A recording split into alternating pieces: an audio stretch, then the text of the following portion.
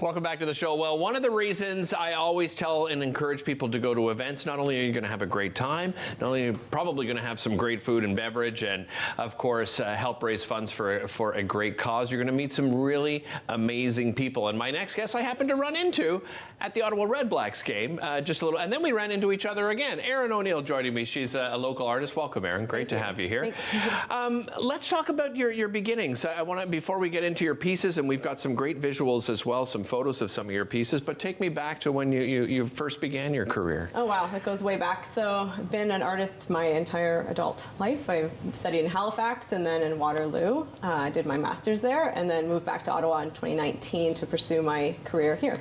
Very nice. And I mean, it's not... It's a challenging career. Tell me about, the challenges of being a full-time artist. I've talked to many artists over the years, and it's not easy. No, it's not, but it's a lot of consistency. So Ottawa's great for that because of the size of the city as well. There's a lot of different opportunities, and I'm represented at a gallery here as well. So it's really just about getting your work out to the public.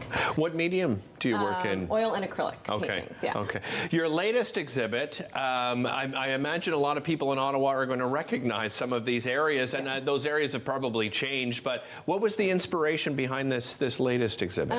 So the main inspiration was when I moved back and the LRT system had been implemented, so I was focused on the architecture and the spaces of the actual existing stations, and now I've moved more to stage 2 with the construction sites. I see. Yeah, we're just looking at some of the. What stood out? Like, why did you choose this? This is your inspiration. It's just for a city like this to go underneath such a huge, massive change in its urban development. It's been an interest of mine. I really enjoy urban chaos and transitional spaces, so it seemed like a very natural kind of inspiration for my work. Yeah, and a lot of different, we're looking at some pieces here, so a lot of different styles as well, right? Bringing color, some of them are sort of less color. Walk me through like how you choose to, use light. We can see in this one here, the one that we just had up at the escalator, you're using light. Yeah, tell me how you make those decisions. So I go to the sites physically and take photos usually and work from those, but a lot of my work is very much a kind of mundane kind of palette in some ways, but with these pops of color that I find through the pylons and different elements that speak to construction. So I really like that kind of contrast of nature with the sharp edges of steel, concrete, so those kinds of textures. What's the response been like so far?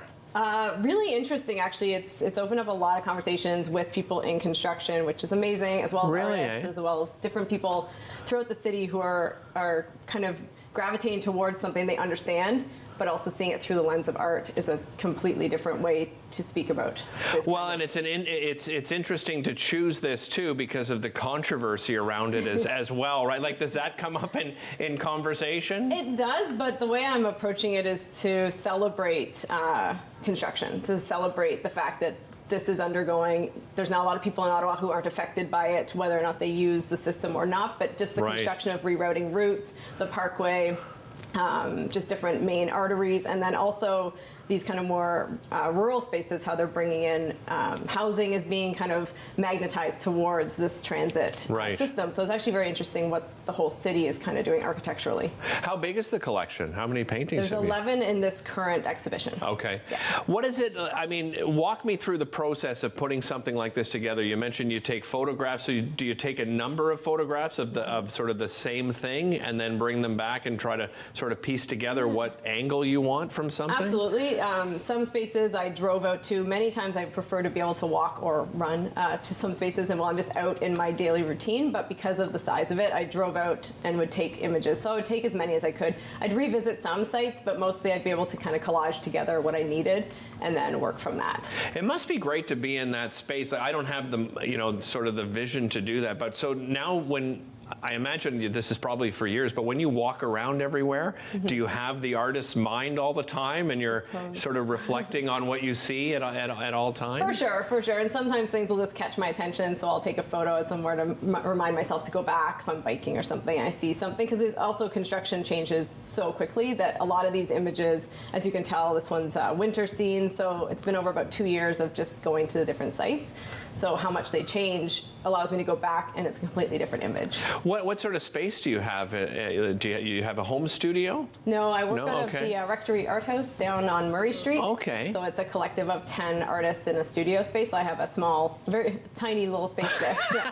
But that must be a great opportunity to kind of talk to other artists. What is that dynamic like working in that kind of space? Oh, it's great. Yeah, we have jewelers, painters, different medium working in the space as well. So it's nice. You have kind of your own private studio, but also kind of a collaborative feel.